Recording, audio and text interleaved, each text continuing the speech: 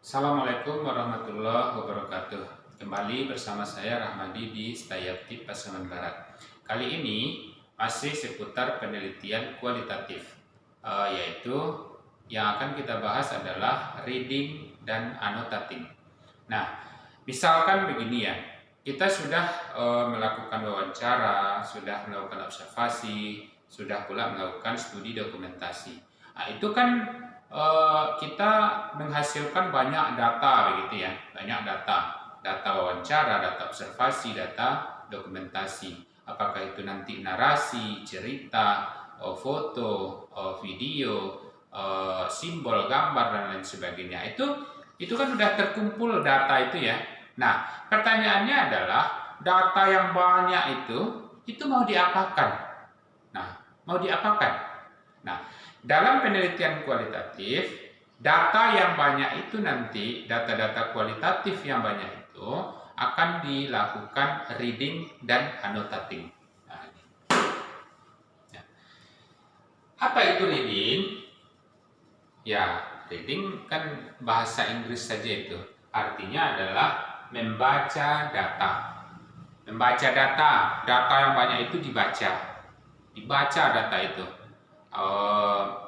Tidak hanya yang tersurat, tetapi yang tersirat juga dibaca. Nah, yang tersurat, itu dia visual begitu ya. Proses menerjemahkan simbol ke dalam kata-kata lisan atau ucapan.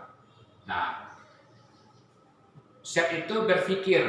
Nah, itu juga harus dibaca ya, pikiran orang atau membaca dengan berpikir. Nah, itu dia.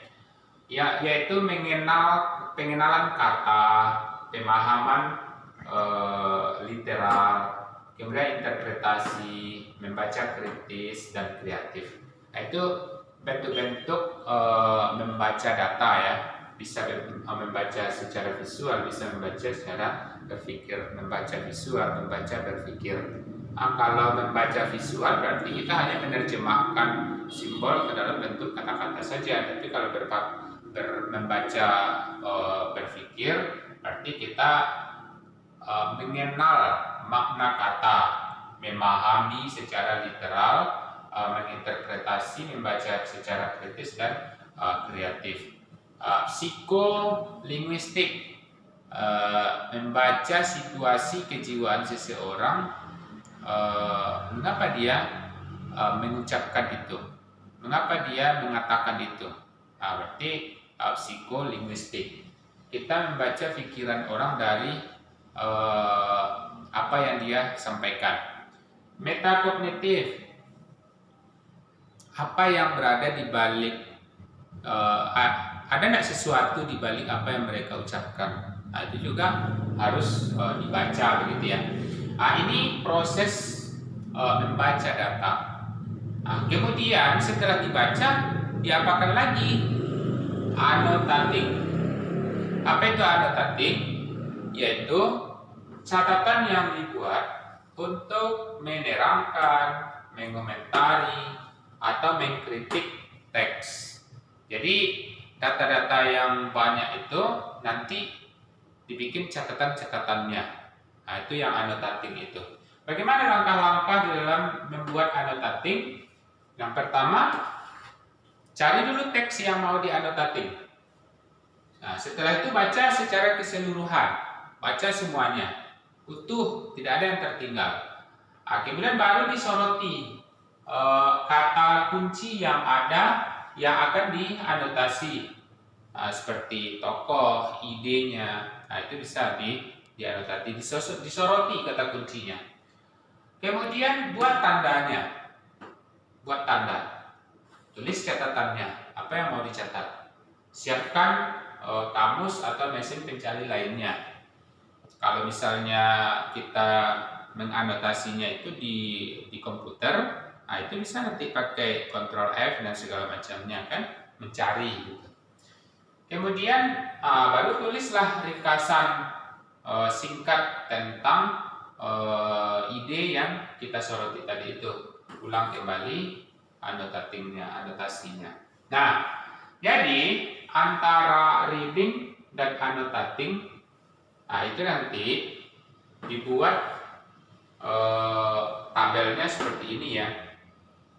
Tabelnya. Jadi ada nomor. Nah, kemudian ada jawaban responden. Ini jawaban instrumen ya. Jawaban instrumen itu maksudnya adalah apa pertanyaan kita. Nah, misalnya seberapa besar peranan tokoh atau seberapa besar peranan Bapak dalam proses pengambilan kebijakan di perusahaan ini, misalnya. Itu pertanyaannya kan. Nah, jawabannya apa? Tulis di sini. Nah, tentu jawaban itu nanti diuraikan ya kan. Nah, kemudian nanti barulah apa yang harus dianotasikan. Misalnya tahunnya atau idenya atau apanya itu. Nah, langkah selanjutnya nanti ada lagi coding namanya, pengkodean. Nah, itu akan dibahas pada materi berikutnya, mulai dari coding, analisis data sampai kepada penarikan kesimpulan. Nah, jadi untuk pertemuan kali ini, nah inilah dia reading dan annotating, itu dia prosesnya. Terima kasih atas perhatiannya. Banyak maaf. Assalamualaikum warahmatullahi wabarakatuh.